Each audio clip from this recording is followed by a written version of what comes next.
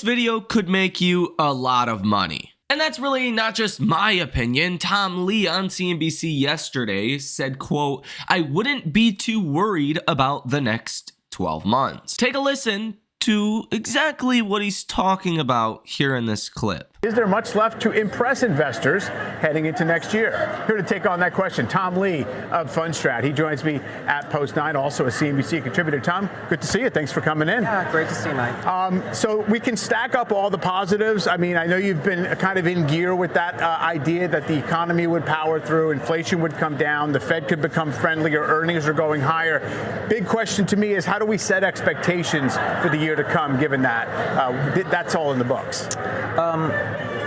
It's a great question because, you know, we have two back-to-back 20% years, and now investors are wondering how much good news is baked in.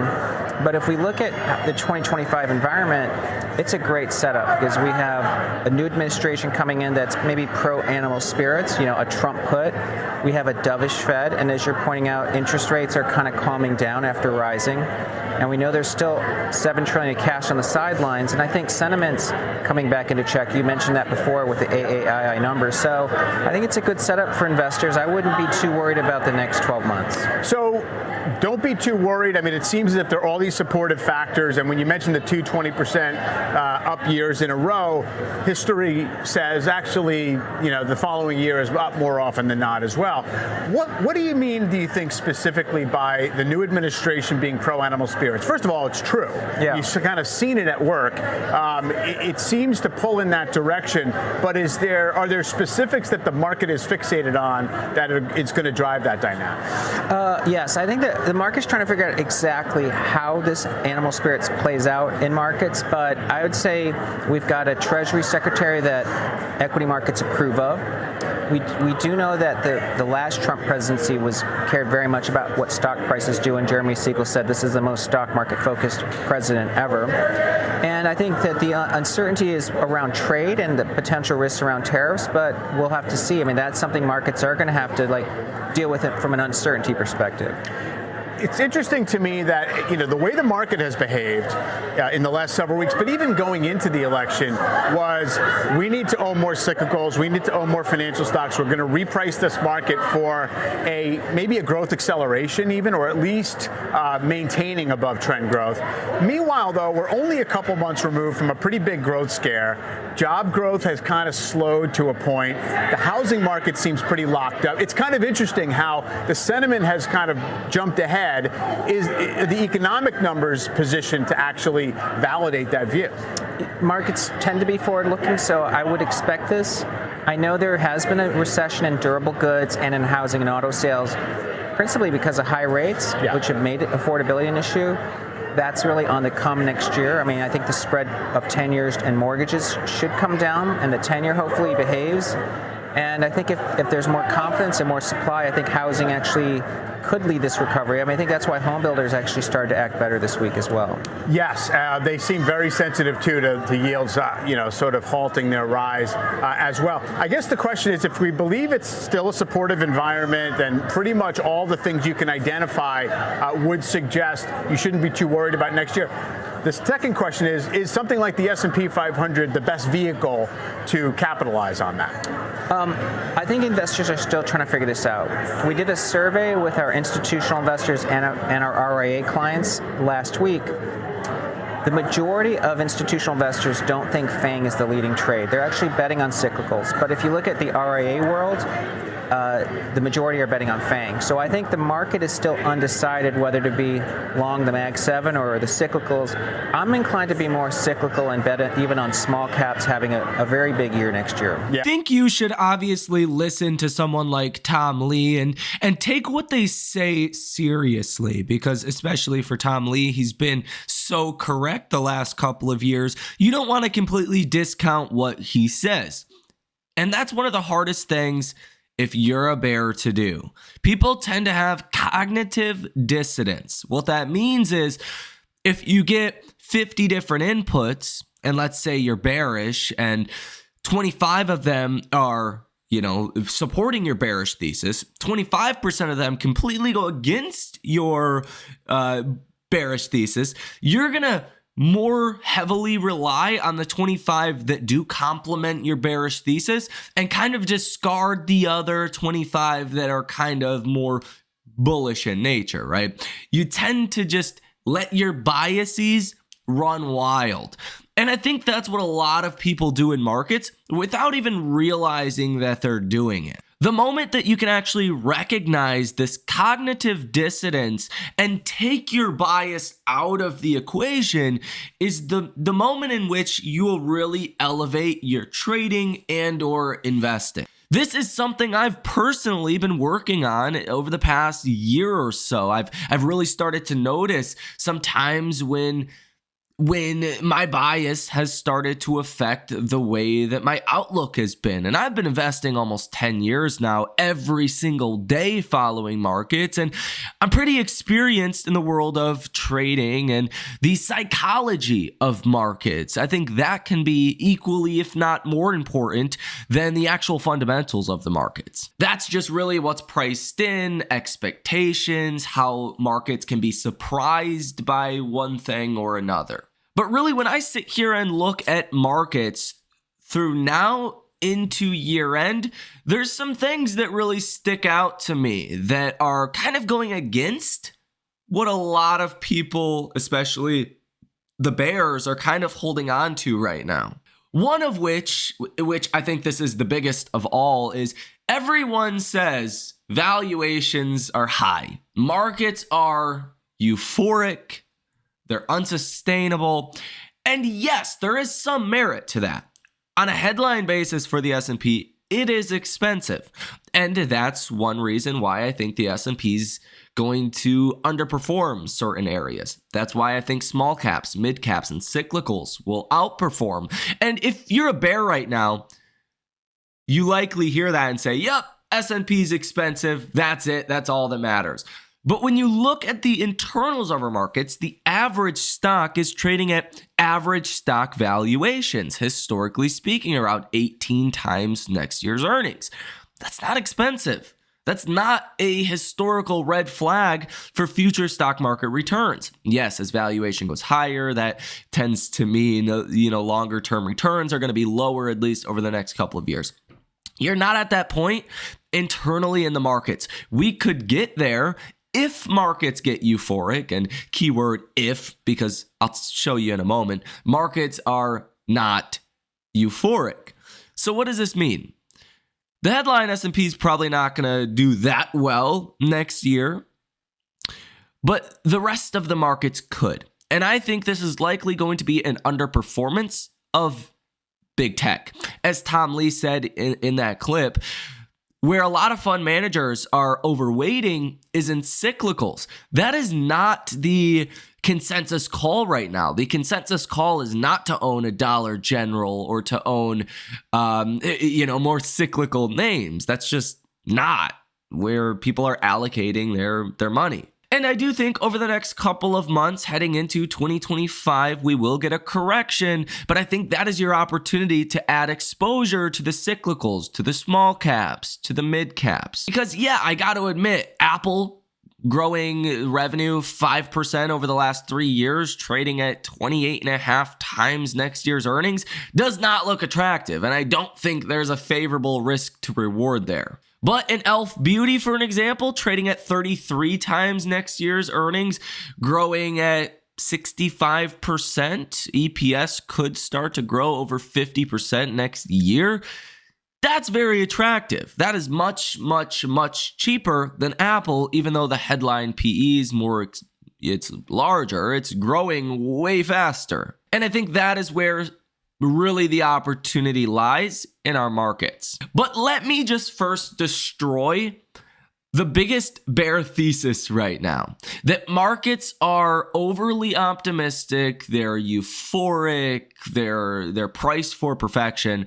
Again, yes, on the headline basis, they are priced for perfection, but that does not mean that a broadening out of this market could not continue. I think that's actually the most likely scenario, at least from now into year end. Now, let's talk about euphoric. I think a lot of people have forgotten about how a euphoric market actually looks. If you think this market is euphoric, you have a lot to learn, my friend. And I say that from utmost respect, utmost love for all of you guys that watch these videos. Markets are nowhere close to perfection or euphoric, okay? Euphoric is basically just perfection. You're not. In fact, Tom Lee and Mike Santoli there talked about this a little bit in the last video. The AI Investor Sentiment Survey that comes out once a week on Thursdays that asks investors one question. What direction do AAII members feel the stock market will be in the next 6 months? This is a pretty good indicator, I think better than other indicators for market sentiment, okay? And you might be surprised by this if you haven't seen this so far, but there is more bears than bulls in the reading that just came out November 27th on Thursday. Yet on Friday, the S&P closed at a new all-time high, around $603 for the SPY. On the bullish side, sentiment is 37.1% bullish, neutral is 24.3%, and bearish is 38.6%. Let's say that again. Bearish is 38.6%, bullish is 37.1%, and neutral is 24.3%. Under the surface, people are not that bullish. They're not. And I think part of that has to do with some of the very high price targets we are seeing for 2025, like 7,000 and 6,600, 6,500, right? Pricing in 10 to 20%, headline S&P growth next year. That has people wanting to fade that trade, making people take the contrarian call, because normally when Wall Street is giving out next year price targets that are 10, 20% higher, then usually, that's a sign that markets are euphoric or getting at least close to that. So I think people are taking the opposite end of that trade. And that could be precisely what takes us higher into year end, which is a crazy thought. That Wall Street's bullish, so everyone else is kind of bearish, and that could be bullish. It's crazy. But that's kind of how we are set up right now. Now, again, I will acknowledge, to the bear's point, valuations are high for the headline S&P. If you want to just look at the headline S&P, there is headline S&P risk over the next couple of weeks. 2 dates you really want to mark your calendar for that could upend this bull rally, okay? First, it's the jobs report on December 6th. That is this upcoming Friday of this trading week. And it's December 18th. That is the next Fed meeting. If the Fed says anything along the lines of an extended pause or maybe hiking rates next year if inflation goes higher, that's likely to put a pause on this rally. Anything less than that, you're probably going to rally into year end. The Santa Claus rally is likely going to take effect. Now, I know a lot of people say December is the second worst month for markets over the past 10 years. That's true. It's negative 0.2%, at least over the last 10 years. But it's really just 2 years that skew these percentages. So it was actually 2022 where December lost 6.2%, and 2018 that lost negative 9.3%. And you could also group in here 2015 that lost 2.3%, that really skew these numbers. 2023 was up 4.1%, 2021 was up 4.3%, 2020 was up 3.3%, 2019 was up 2.4%, and 2016 was up 1.4%. So really, bottom line, December either is a really good month or a really bad month. So I think we're set up for what could be a really good month for December, as long as that jobs report comes in good and the Fed does not spook the markets. There's not a lot to really crush the bull thesis heading into December and throughout the month. Now, where I think we will run into an issue is to the bears' credit. I think expectations are high for a soft landing. I think Wall Street's pretty well expecting a soft landing. And I think in Q1, we're going to get some data that does not look as soft landing like.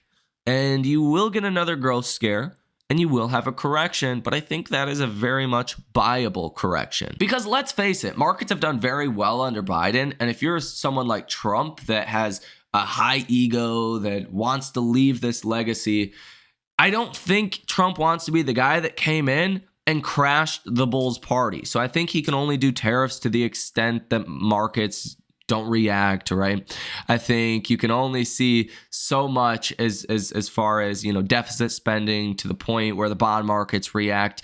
You can't really do too much without upsetting the markets here. Now, you can give markets positive surprises like deregulation, lower inflation, not as aggressive tariffs. That's my expectation for next year. That's not the consensus view from Wall Street. Consensus view from Wall Street is we're going to have aggressive tariffs. That's an area of uncertainty. Even like Tom Lee said, he said, if there's a problem next year, it's going to be with tariffs. I disagree with that. I think if there's a problem next year, it's going to be with a growth scare that comes in Q1, possibly Q2 of 2025. That's the big problem. Okay. It's not tariffs. It's not inflation. Inflation's going to fall more than expected. And really, overall, I think there's a lot of room here for positive surprises given the negative expectations. And it's kind of wild that we have these negative expectations for, destructive tariffs and, again, higher inflation, a less aggressive cutting regime from the Fed, but yet we have very high expectations for the economy. I do kind of acknowledge that it's unlikely those things will happen in the way that Wall Street expects. So either the economy disappoints or maybe I'm wrong and then we do get destructive tariffs and Trump leaves a terrible legacy from a business perspective.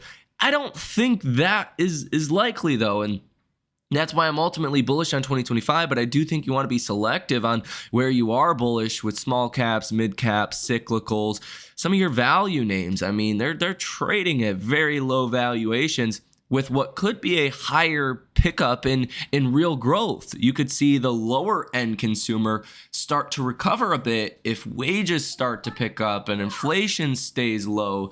And that would be a positive surprise to our markets. Another positive surprise next year could be a Fed that cuts rates more than expected as inflation comes down and really shelter inflation that comes down.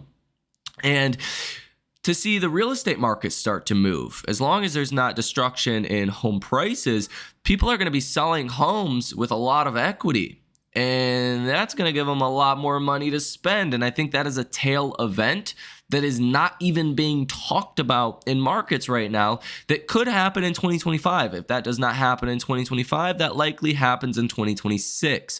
So I think there's a lot to be bullish on, believe it or not. The only thing I'm really concerned about is expectations for the economy. I think expectations for everything else are too bearish, right? Tariffs, inflation, all that.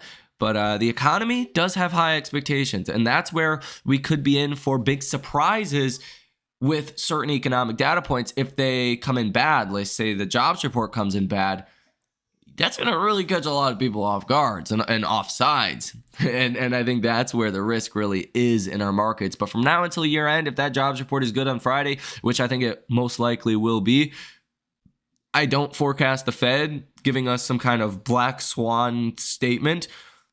That means December could be good for the headline S&P, but even better internally in our markets because you're not even close to euphoria. I think a lot of people have forgotten what a euphoric market really looks like. Just do this simple exercise. Look at the comment section of this video. Okay, a lot of people, they don't watch until this point in the video. So they're just going to give you the raw input of the headline of this video, the first couple of sentences of this video. Maybe after the clip from Tom Lee, they click off and they write their opinion down below in the comment section. Just look at those comments. And if 95% of them are positive, you're likely in a euphoric market. If there's a lot of people that are negative in the comment section that are bearish, you're not in a euphoric market. And that's a pretty simple exercise you can do almost every single day. at least on these videos when they're posted. So again, let me know what you guys think about this information down below in the comment section. Have a fantastic rest of your day, and I will see you in the next one.